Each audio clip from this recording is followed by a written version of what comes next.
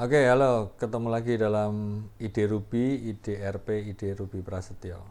Vaksin, vaksin, vaksin. Ya, saya mau sharing lagi tentang vaksin. Beberapa waktu yang lalu saya berbagi juga ya, berbagi tentang vaksin, bagaimana pemerintah menangani vaksin.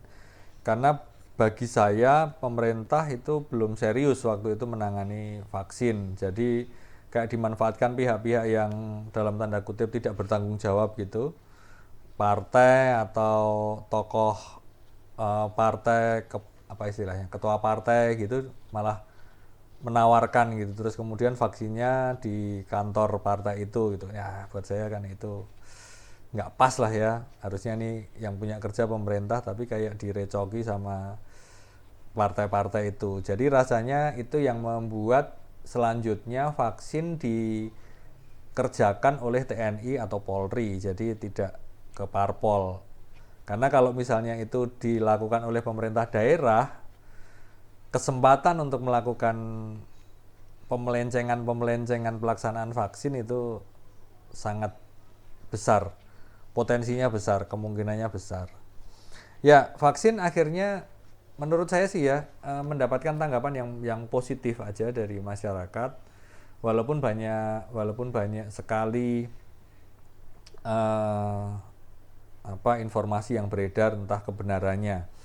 Saya termasuk yang menyetujui adanya vaksin ini.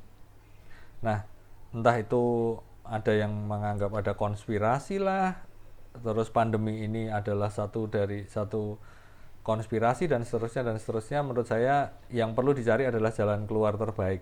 Dan rasanya dengan vaksin ini pergerakan masyarakat, pergerakan ekonomi menjadi lebih baik dibandingkan dengan waktu-waktu sebelum vaksin. Ya, vaksin sendiri memang masih banyak kontroversinya lah ya. Jadi ada beberapa orang dekat saya, saudara, teman yang merasa bahwa ada yang kena vaksin ini kemudian terdampak ini itu dan lain sebagainya. Ada yang dampaknya tidak baik dan seterusnya dan ya itu mungkin adalah bagian-bagian juga eh, plus minusnya vaksin kayak gitu ya. Cuman bagi saya, apakah kalau tidak divaksin juga menjamin eh, kehidupannya tetap lebih baik? Ya, ini sama-sama nggak tahu, sama-sama sangat bisa diperdebatkan. Jadi, wah divaksin ternyata malah sakit atau justru meninggal gitu. Dan kita tidak tahu apakah kalau tidak divaksin akan tidak sakit atau akan tidak meninggal, kita juga sama-sama nggak tahu. Nah, jadi saya rasa itu menjadi hal yang apa namanya, efek samping atau dampak ekses gitu ya dari vaksin yang ada. Jadi memang ada satu dua korban, bukan mengarti kecilkan itu, tapi kalau kita hanya berfokus pada yang itu saja, nanti ada kepentingan lebih besar, yang jauh lebih besar, yang akhirnya tidak bisa dipenuhi. Nah, vaksin-vaksin juga selalu jadi masalah ya. Vaksin yang sekarang beredar luas itu setahu saya sih ada Sinovac, Astra, kemudian Moderna. Beberapa teman saya yang Astra karena 3 bulan jaraknya justru baru dapat yang pertama, yang kedua belum. Sedangkan yang Sinovac karena jaraknya cuma 28 hari, sebulan, itu sudah ada yang lengkap, divaksin lengkap. Dan memang tidak menutup kemungkinan banyak di antara yang tervaksin ini akhirnya positif positif COVID-19. Nah, buat saya ya itu kalau misalnya dia belum dapat itu bisa jadi lebih parah dampaknya. Atau bisa jadi juga enggak, kita nggak pernah tahu. Tapi rasanya kita tidak perlu memperdebatkan itu ya, tetap vaksin karena rasanya dengan vaksin angka penyebarannya bisa sangat diredam kayak gitu ya. Nah, vaksin dari berbagai jenis itu akhirnya pun juga, oh ya cocok dapat vaksin A, B, C gitu. Tapi akhirnya wah tapi kayaknya yang B lebih bagus, yang C lebih bagus lagi. Karena dampaknya begini begitu dan lain sebagainya. Saya mencoba menjelaskan dengan sederhana aja kayak gini. Kayaknya kita nggak usah mempermasalahkan deh vaksinnya mau pakai yang mana. Ini sama kayak kita sekarang pakai sepeda motor. ada merek A, B, C, D, E, nanti merek A ada jenisnya A1, A2, A3, yang B, C, D dan seterusnya juga masih punya jenisnya masing-masing, dan mau enak yang mana, pilih yang mana, nanti itu pertimbangannya banyak lagi. Jadi udah sekarang ini darurat, vaksin apapun pakai dulu aja, semoga tetap sehat. Nah itu yang saya sampaikan kayak gitu. Nah terus kemudian ada kontroversi juga ya, vaksin nasional gimana, vaksin dalam negeri gimana. Belum sampai jadi aja sudah pada ribut ngasih nama lah, penemunya mau siapa, dari universitas mana, lembaga yang mau memproduksi yang mana, sudah jadi rebutan duluan, sudah jadi masalah duluan. Setahu saya begitu, saya tidak tahu pastinya, saya nggak cari informasi lagi sebelum sharing di sini gitu ya. Tapi setahu saya begitu ya, jadi sudah ribut dulu. Ada merah putih lah, ada Nusantara, yang Nusantara akhirnya dinyinyiri karena ada NU-nya Nusantara, atau ya lain sebagainya lah ya. Belum lagi ini kalau kita ngomongin vaksin, belum lagi kalau kita bicara yang kemarin alat tes itu aja kita juga heboh. Ada rapid antibody, rapid antigen, PCR kayak gitu, akhirnya ribut. Genus kemudian kayak diabaikan gitu, padahal itu yang penemuan anak bangsa. Saya pun juga tidak yakin bahwa keakuratan genus itu bermasalah. Saya kok masih yakin bahwa genus itu sebenarnya akurat juga. Hanya masalah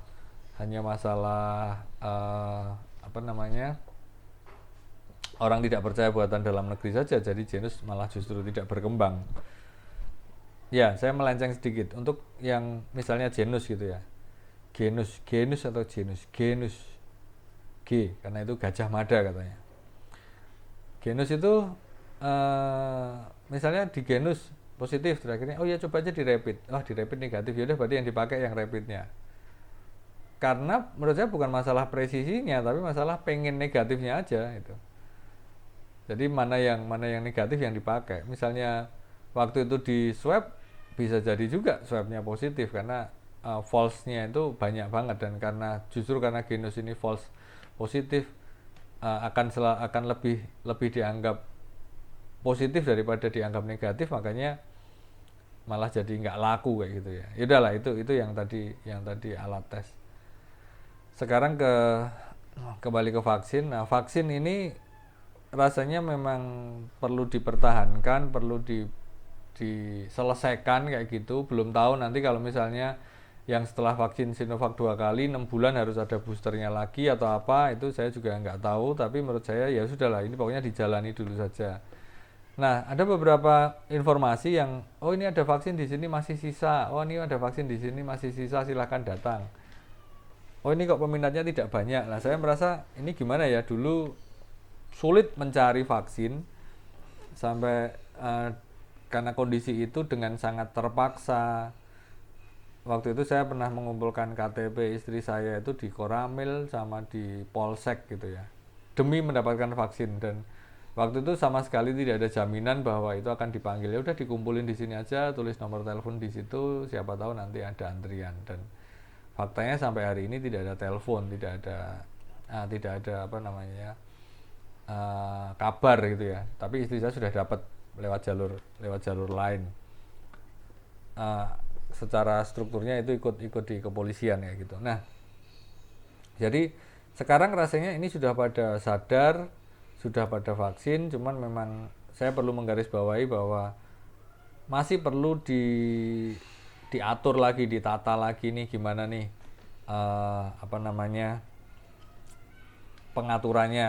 Jadi saya membayangkan kalau yang sekarang tersisa itu yang dulu sudah didaftar, terus kemudian masih ada berapa nih daftarnya, masih ada 1.000 orang, yaudah berarti tambah vaksin 1.000 orang. Padahal 1.000 orang itu dia mendaftarnya nggak di satu tempat, dia mendaftar di banyak tempat dan mungkin sudah dapat di tempat yang lain. Jadi yang 1.000 orang itu mungkin tinggal 700 orang atau 400 orang, nggak tahu. Jadi masih heboh nih. Nah, rasanya ini pemerintah atau siapapun otoritas yang berkuasa memang harus mempunyai metode, cara untuk bagaimana nih daerah mana yang belum divaksin, berapa orang dan seterusnya, itu yang harus diatur sehingga vaksin akan berjalan lebih baik. bagi orang-orang yang belum mendapatkan. Dan juga yang berikutnya adalah mestinya entah polisi entah tentara juga harus mengatur antrian vaksin dan lain-lain, karena biasanya akan terjadi kerumunan. Nah, ini yang harus diatur. Bagaimanapun juga ini penting supaya tidak membuat masalah dalam mencari solusinya. Ya, saya kira itu dari saya kaitannya dengan vaksin. Semoga semuanya sehat selalu dan kita bisa semakin bergerak secara ekonomi, secara sosial, sehingga negara kita menjadi baik-baik saja menghadapi pandemi ini. Sekian, IDRuby, IDRP, IDRuby Prasetyo. Terima kasih.